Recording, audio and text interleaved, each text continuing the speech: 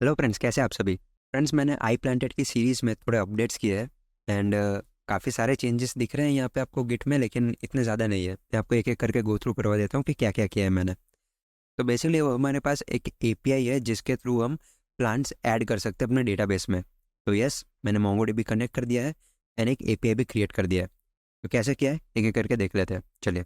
तो सबसे पहली फाइल जो हम देखने वाले हैं वो है मिडिलवेयर वाली फाइल। नेक्स्ट जेएस में मैंने मिडिलवेयर की एक फ़ाइल बना दी है। ये मिडिलवेयर की फ़ाइल कर क्या रही है, तो बेसिकली जो भी रिक्वेस्ट आ रही है मेरे पर्टिकुलर एंड पॉइंट पे, उसको वो ऑथराइज कर रही है। ठीक है। तो उसका मतलब क्या है, देखिए ये मिडिलवेयर का फंक्शन है। ये फंक्शन कब रन होता है, जब आपका मैचर मैच होता है। यानी कि नेक्स्ट जेएस में कभी भी आपका कोई रिक्वेस्ट आता है किसी वेब पेज या फिर एपीआई में, तो ये मिडिलवेयर का फाइल रन होता है अगर आपने ये जो कन्फिग है वो पास ना किया हो तो।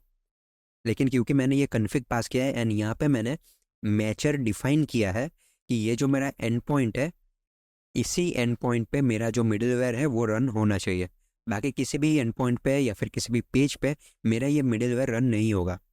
इसको आप सिंपली स्ट्रिंग भी दे सकते हो। यहाँ पे मैचर जो ये एरे है, इसको आप एरे ना बनाकर एक नॉर्मल स्ट्रिंग भी बना सकते हो। ठीक है।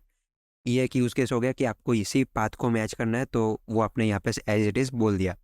लेकिन आगे चल के मैं इसको मल्टीपल पाथ्स देने वाला हूँ, तो माइट एज वेल मैं यहाँ पे अभी एरे ही रख रहा हूँ। ठीक है।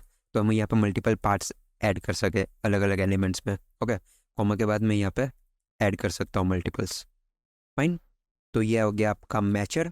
मैच कर रहा है आपका एपीआई स्लैश प्लांट। ये मेरा एंड पॉइंट है जो मैंने बनाया। ठीक है। जैसे ये एंड पॉइंट मैच होता है, हमारा मिडिलवेयर का फंक्शन रन होगा एंड वो क्या कर रहा है, सबसे पहला काम यहाँ पे चेक कर रहा है कि ये एक पोस्ट रिक्वेस्ट है या फिर नहीं। यानी कि ये अगर पाथ मैच कर भी लेता है तो भी मैं आगे चेक कर रहा हूँ कि ये एक पोस्ट रिक्वेस्ट है या फिर कोई दूसरा टाइप का रिक्वेस्ट है। अगर ये एक पोस्ट रिक्वेस्ट है तो मैं यहाँ पे कुकीज़ के अंदर सेशन है या फिर नहीं वो चेक कर रहा हूँ। मैंने यहाँ पे कुकीज़ डॉट हैज़ का यूज़ किया है जो मुझे ट्रू और फॉल्स रिटर्न करेगा, उसको मैंने यहाँ पे चेक करवाया। अगर इफ़ नॉट ऑथ, मतलब अगर मुझे यहाँ पे फॉल्स रिटर्न हुआ है, तो मैंने उसको नेगेट करवा के इफ़ कंडीशन के अंदर लेके गया हूँ एंड वहाँ पे मैंने रिटर्न रिस्पॉन्स करवा दिया अनऑथोराइज्ड। ठीक है। इसका मैं आपको एक वर्किंग एग्जांपल दिखा देता हूँ। ये वो एपीआई है। तो अगर मैं यहाँ पे एक बार लॉग आउट कर दूँ, ठीक है, लॉग आउट हो गया। अब अगर मैं इस एपीआई को कॉल करता हूँ यहाँ पे सेंड, तो मुझे यहाँ पे अनऑथराइज का मैसेज मिलना चाहिए। देखिए, ठीक है, एरर अनऑथराइज्ड। ये मैसेज मेरा मिडिलवेयर की फाइल में से आ रहा है। तो ये हो गया, मिडिलवेयर रन हो गया हमारा। एंड अगर ये ऑथराइज्ड है तो ये हमारा जाएगा एंड पॉइंट पे, मतलब हमारे राउट में। मैंने यहाँ पे बनाया है एपीआई स्लैश प्लांट एंड यहाँ पे हमारे पास पोस्ट की रिक्वेस्ट है। ठीक है। यहाँ पे मैंने पोस्ट रिक्वेस्ट बनाया और एक गेट रिक्वेस्ट बनाया है। गेट के अंदर सिंपल क्या हो रहा है, हम डेटाबेस को कनेक्ट कर रहे हैं। प्लांट्स को फाइंड किया हमने, सारे के सारे प्लांट्स उठा लिए डेटाबेस में से एंड उसको रिस्पॉन्स में सेंड कर दिया है। सिंपल सा गेट रिक्वेस्ट है।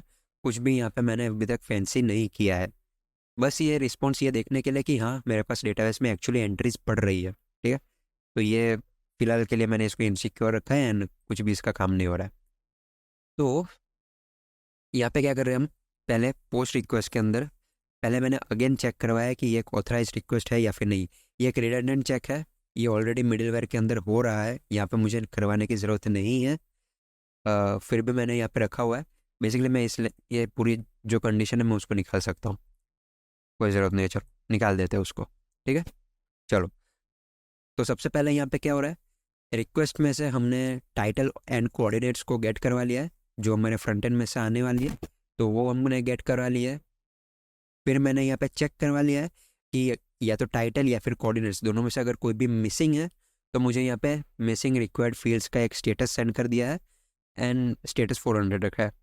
ठीक है। तो ये एक बहुत ही बेसिक सा चेक है कि मेरे ये फील्ड्स जो है वो रिक्वायर्ड है। फाइन, ये एक चेक करवा लिया। उसके बाद मैंने करवा लिया है यूज़र एजेंट गेट किया है एंड एक सेशन क्लाइंट क्रिएट करवा लिया है ऐपराइट का। ठीक है। सेशन क्लाइंट जैसे ही मेरा क्रिएट हुआ, मैंने यहाँ पे अकाउंट डॉट गेट किया। अकाउंट डॉट गेट हमें करंट यूज़र रिटर्न करता है, जो भी लॉग्ड इन है वो यूज़र हमें रिटर्न करता है। तो हमने यूज़र गेट करवा लिया एंड उसके बाद मैं ये करवा रहा हूँ डीबी कनेक्ट। तो देखिए यहाँ पे डीबी कनेक्ट मैं यहाँ पे हर रिक्वेस्ट में क्यों कॉल कर रहा हूँ, क्योंकि नेक्स्ट जेएस हमारे बाकी सर्वर्स से थोड़ा डिफरेंट वर्क करता है। कैसे, अगर आप कोई नॉर्मल एपीआई सर्वर बनाते हो नोड जेएस एक्सप्रेस जेएस पे, तो वो सर्वर क्या होता है, जैसे ही हम उसको रन करते हैं तो वो बैकग्राउंड में रनिंग रहता है। ठीक है, जैसा हमारा डेटाबेस कनेक्ट हो जाता है तो वो कनेक्शन हमेशा ओपन रहता है, ताकि कोई भी अगर नया रिक्वेस्ट आता है तो वो कनेक्शन यूज़ करेगा। Next JS as run time पे काम करता है, यानी कि के जो फंक्शंस है, जो आपके एपीआईज है, वो एज अ क्लाउड फंक्शन यहाँ पे रहते हैं।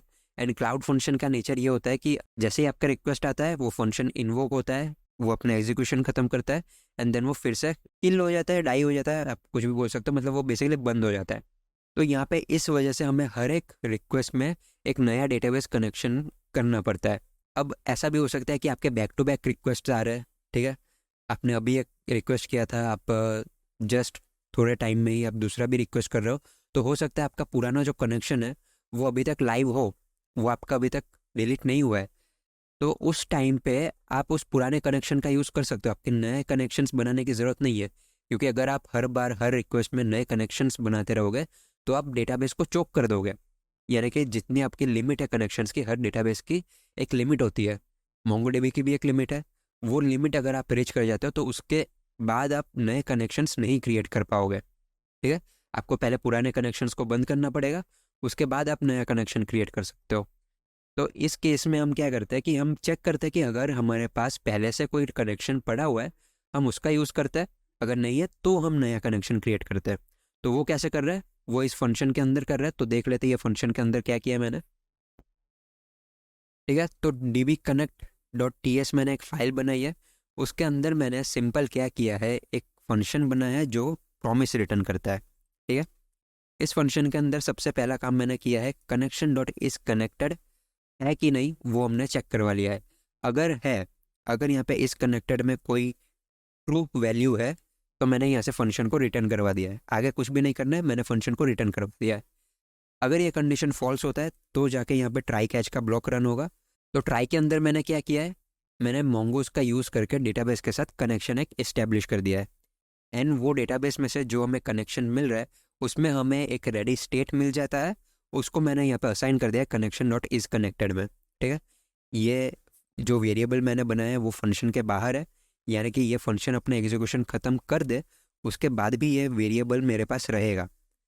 तो इसका फ़ायदा क्या है कि मैंने यहाँ पे इसको असाइन किया, अब ये फंक्शन बंद हो चुका है, इसका एग्जीक्यूशन ख़त्म हो चुका है। नेक्स्ट, अगर मेरा कोई रिक्वेस्ट आता है एंड ये वेरिएबल मेरा अभी तक यहाँ पे बना हुआ है, दैट मीन्स मेरा जो नेक्स्ट जेस का इंस्टेंस रन हुआ है वो अभी तक लाइव था, अभी हम उसका यूज़ कर सकते हैं। तो मैंने ये वेरिएबल को चेक करवा लिया यहाँ पे इस कनेक्टेड, अगर वो है तो मुझे आगे का कुछ भी करने की ज़रूरत नहीं है। दैट मीन्स मेरा डेटाबेस के साथ कनेक्शन अभी भी इस्टेब्लिश्ड है। ठीक है, तो मैं आगे का काम यहाँ पे कर सकता हूँ। आप यहाँ पे देखो, यहाँ पे हम रिटर्न कुछ भी नहीं करवा रहे हैं, सिर्फ मोंगोज के साथ कनेक्ट कर रहे हैं एंड दैट्स इट। यहाँ से रिटर्न कुछ भी नहीं होगा, यहाँ पे सिर्फ हमने प्रॉमिस रिटर्न करवाया ताकि हम उसको वहाँ पे अवेट करवा सकें। एंड यहाँ पे हमने इसको अवेट करवा दिया है ताकि हम कनेक्शन को चेक कर सकें कि हमारा कनेक्टेड है या फिर नहीं है, हम एक नया कनेक्शन क्रिएट कर सकें। एंड एक बार हमारा डेटाबेस कनेक्ट हो जाए उसके बाद ही हम दूसरा सारा काम कर सकते हैं मोंगोज रिलेटेड, जैसे कि नया प्लांट क्रिएट करना, इंसर्ट अपडेट डिलीट, ये सारी चीज़ें हम उसके बाद ही कर सकते हैं। फाइन, तो यहाँ पे हम क्या कर रहे हैं, मैंने एक प्लांट मॉडल बनाया है, उस प्लांट मॉडल के अंदर मैं यहाँ पे टाइटल पास कर रहा हूँ, प्लांटेड बाय पास कर रहा हूँ, एंड लोकेशन पास कर रहा हूँ। तो टाइटल हमारे पास यहाँ पे एपीआई में से आएगा एंड कोऑर्डिनेट्स भी सेम हमारे एपीआई में से आ रहा है। बट जो यूज़र आईडी है प्लांटेड बाय में जो मैं ऐड कर रहा हूँ यूज़र आईडी, वो हमारे पास ऐप राइट में से आ रहा है। ठीक है, चलो। एंड आप एक चीज़ यहाँ पे ध्यान रखो, लोकेशन टाइप मैंने पॉइंट दिया है, कोऑर्डिनेट्स मैंने दिए है, ये एक एरे है। ठीक है, हम क्या पास कर रहे हैं, यहाँ पे कोऑर्डिनेट्स का एरे पास कर रहे हैं। अब मोंगोडीबी में जियो स्पेशल क्वेरीज हम यूज़ कर सकते हैं, जियो स्पेशल क्वेरीज का, जिससे हम अर्थ के ऊपर जो कोऑर्डिनेट्स है उनके बीच का गैप निकाल सकते हैं, कितना डिस्टेंस है, कितने डिस्टेंस में हमें चीज़ें चाहिए, वो सारी चीज़ें हम निकाल सकते हैं, फिल्टर कर सकते हैं। ठीक है, तो वो कैसे कर रहे हैं यहाँ पे मैं आपको मॉडल में लेके चलता हूँ। ठीक है, तो पहले मैं आपको मॉडल दिखा देता हूँ कि मॉडल में क्या हो रहा है। तो मॉडल में हमने 3 चीज़ें डिफाइन की है, title, location and planted by. इनके अंदर का टाइप मैं आपको दिखा देता हूँ। तो सबसे पहले टाइटल, उसका टाइप होगा स्ट्रिंग, ट्रिम करवा दिया है मैंने एंड वो रिक्वायर्ड फील्ड है। ठीक है, ये हमने डिफाइन कर दिया कि ये फील्ड रिक्वायर्ड है, ट्रिम करवा दिया एंड ये स्ट्रिंग टाइप का होगा। चलो टाइटल का काम हो गया। प्लांटेड बाय भी सेम है, टाइप उसका स्ट्रिंग है, रिक्वायर्ड ट्रू करवा दिया है। इसको मैंने ट्रिम नहीं करवाया क्योंकि हमें वो बेसिकली एपराइट में से ही गेट होने वाला है, तो वहाँ पे कुछ गलत इन्फॉर्मेशन नहीं आएगा। अब बात आती है लोकेशन में। तो लोकेशन थोड़ा सा ट्रिकी है। लोकेशन हमारा जियो स्पेशल क्वेरीज को हैंडल करने के लिए हमें बनाना है, तो ये नॉर्मल फील्ड से थोड़ा डिफरेंट होगा। तो इसमें दो चीज़ें हमें पास करनी होती है। एक पहला टाइप है, यस लोकेशन के अंदर एक फील्ड रहेगा टाइप। तो टाइप अपने आप में क्या है, उसका टाइप स्ट्रिंग होगा। इनम मैंने डिफाइन किया है पॉइंट, एंड वो रिक्वायर्ड फील्ड है। इनम क्या करेगा, हमें रिस्ट्रिक्ट करेगा कि हम ये स्ट्रिंग सिर्फ पॉइंट, ये जो लिखा हुआ है POINT पॉइंट, सिर्फ वही पास कर सकते हैं और कोई भी तरीके का स्ट्रिंग हम पास नहीं कर सकते। ठीक है, ये डिफाइन कर दिया हमने टाइप। एंड कोऑर्डिनेट्स क्या है, तो बेसिकली ये एक नंबर का एरे होगा एंड वो एक रिक्वायर्ड फील्ड है। दैट्स इट, ये आपका बन गया स्कीमा। तो हमने स्कीमा का टाइप भी उसी तरीके से बनाया है।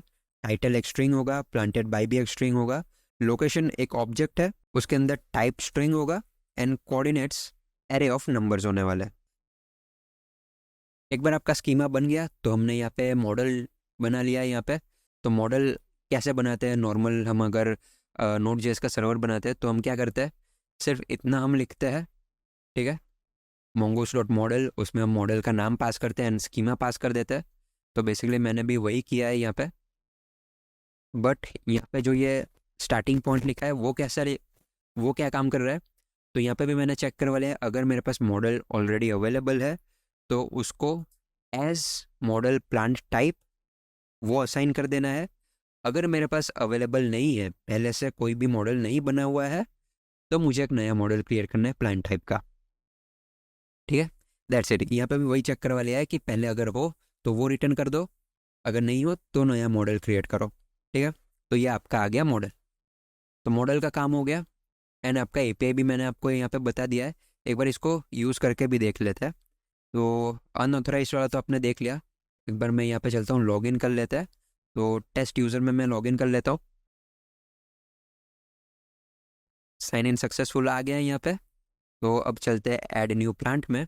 एंड अगर मैं इसको यहाँ पे थोड़ा चेंज कर देता, ये यूनिक नहीं है, जस्ट मैं चेंज कर रहा हूँ ताकि हमें यहाँ पे दिखाई दे कि ये काम कर रहा है। ठीक है, क्योंकि हमारे गेट ऑल प्लांट्स में हमारे पास लास्ट जो है वो प्लांट 2 है।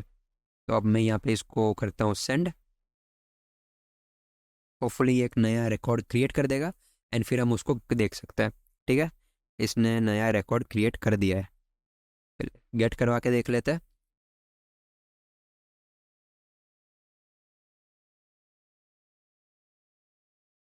ओके, तो यहाँ पे हमारा जो रिकॉर्ड है वो दिख रहा है हमें। फाइन, तो यही था, ये हमने API क्रिएट कर लिया है। अब इसको फ्रंट एंड में इम्प्लीमेंट करना तो काफ़ी आसान है, सिर्फ एक API कॉल ही तो करना है आपको। फाइन, वो मैं बिहाइंड द सीन्स कर लूँगा। आपके पास गिटअप का लिंक है, आपको पूरा कोड अगर देखना हो तो आप वहाँ पे जाकर देख सकते हो। And thank you for watching. अगर आपको इस सीरीज़ रिगार्डिंग कोई भी क्वेश्चन है, इस वीडियो रिगार्डिंग कोई भी क्वेश्चन है, तो प्लीज़ कमेंट्स में पूछिए। मैं ट्राई करूँगा कि आपके डाउट्स को सॉल्व कर सकूँ। अगर आपको ये वीडियो हेल्पफुल लगा हो तो प्लीज़ लाइक कीजिए, चैनल को सब्सक्राइब कर लीजिए। एंड अगर आपके पास कोई भी ऐसा दोस्त है जिसको ये वीडियो हेल्पफुल हो सकता है, तो प्लीज़ उसके साथ शेयर कीजिए। चलिए फ्रेंड्स, मिलते हैं अपने नेक्स्ट वीडियो में। तब तक के लिए take care and good bye bye.